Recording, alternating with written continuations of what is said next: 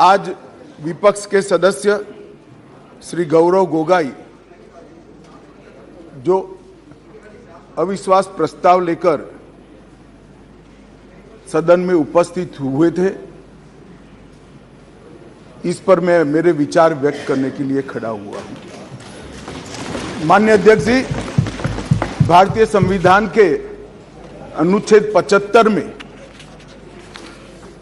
कहा गया है कि मंत्रिपरिषद लोकसभा के प्रति जवाबदेह है।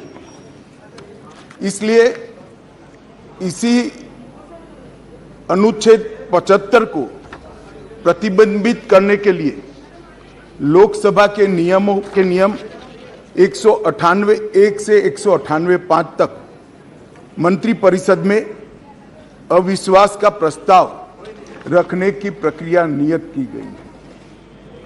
माननीय अध्यक्ष जी, जब से आजाद हुए तब से 27 अविश्वास प्रस्ताव और 11 विश्वास प्रस्ताव इस सदन में प्रस्तुत हुए हैं।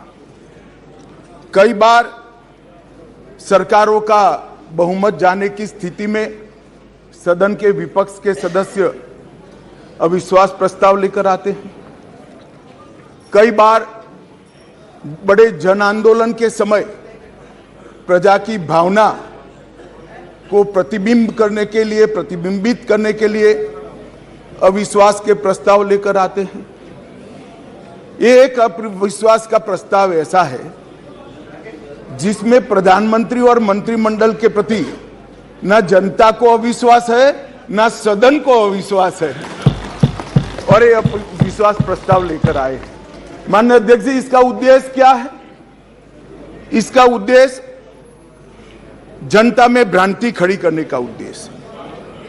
मैं उनको इतना ही कहना चाहता हूं कि भाई, अविश्वास प्रस्ताव जब आप लेकर आते हो तो इस पर जो चर्चा होती है वो चर्चा में सरकार के विरोध में कुछ मुद्दे तो रख देते हैं। मैंने पूरे भाषण ध्यान से सुने और पूरे भाषण ध्यान से सुनने के बाद मैं निश्चित रूप से निर्णय पर पहुंचा हूं, ये अविश्वास प्रस्ताव केवल और केवल भ्रांति खड़ा करने के लिए लाया गया है। ये प्रजा की इच्छाओं का प्रतिबिंब नहीं। अल्पमत का तो सवाल ही नहीं है। अल्पमत का सवाल इसलिए नहीं है क्योंकि जब तक जो अविश्वास के प्रस्ताव के विरोध में बोले हैं और जो समर्थन सदन का दिखाई पड़ा है, मतदान होगा तब होगा जो कराएंगे तो, परंतु जो समर्थन दिखाई पड़ा है वो बताता है कि अल्पमत का सवाल नहीं है।